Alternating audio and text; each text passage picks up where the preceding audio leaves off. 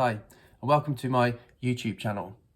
I thought I'd just do 3 sort of short videos about change, how it affects us, what we can do when facing change, and how we deal with it. And in this first video, it's a bit more about how we respond to change.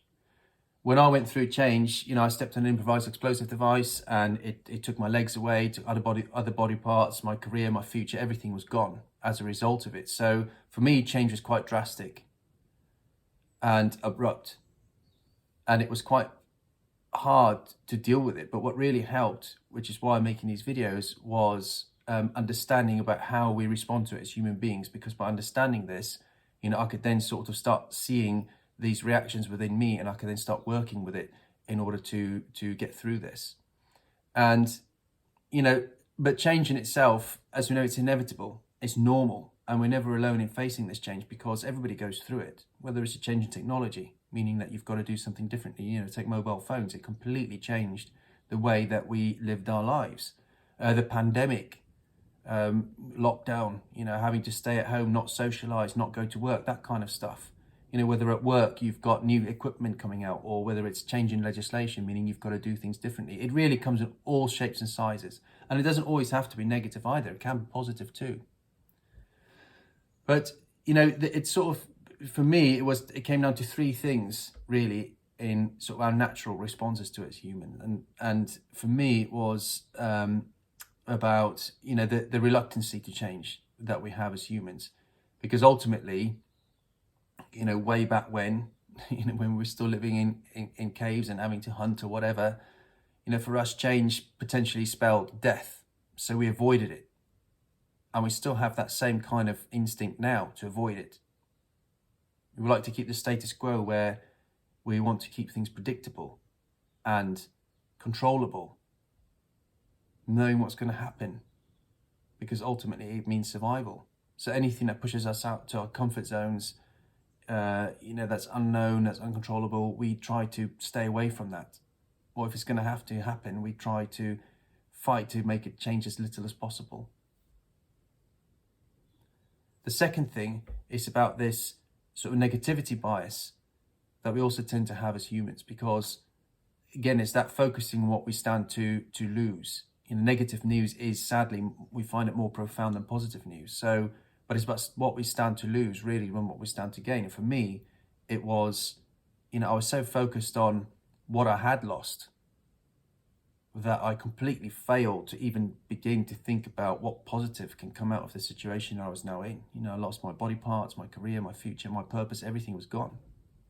But the longer I was focusing on this loss, the longer it took me to start to see a way out. And, whether we're in a pandemic, plenty of us will kind of just focus on the things that we can no longer do anymore. The loss of connection that we feel, that we don't seem to look for things, positive things that we can, in fact, do with more time at home and so on. Or somebody who might be in the job that they hate, worrying about the fact that if they change their job, they might have to take a pay cut.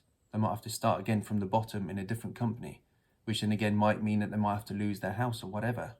So they'd rather just stay in the job that they hate and just put up with the misery. The third thing that really didn't serve me well was this thing called a victim mindset.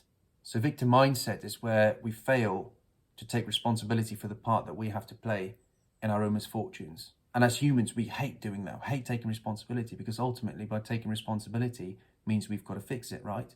So it's easier to lay the blame on something else and expecting whatever it was to fix it. So like for me, I was so angry at, the universe for everything that was taken away from me, that, this whole why me, what have I done to deserve this? This is not fair kind of mindset that, I kind of wanted the universe to put this right.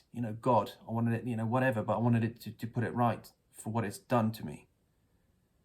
And the longer I spent in that frame of mind, the more angry, the more frustrated, the more depressed I started feeling. Because ultimately, by not taking ownership of the part that I have to play, I failed to see myself as part of the solution. And with this, it just ended up me hitting rock bottom, and to a point where, I finally realized this and I made that change. And that's when I could finally accept my situation for what it is. And in that moment, I could accept my situation for what it is. I was done with blaming. I was done with being angry. And I was just then focusing on moving forward, because what's happened. And it's now up to me to make the change, to make things better. I can't just sit and wait for everybody else to do it, because I'll wait forever. So that'll bring us to the end of this first video. So join me on the next one, where we'll be looking a bit more about what to do when facing that immediate change and what's helped me when I face that change. Thank you for watching.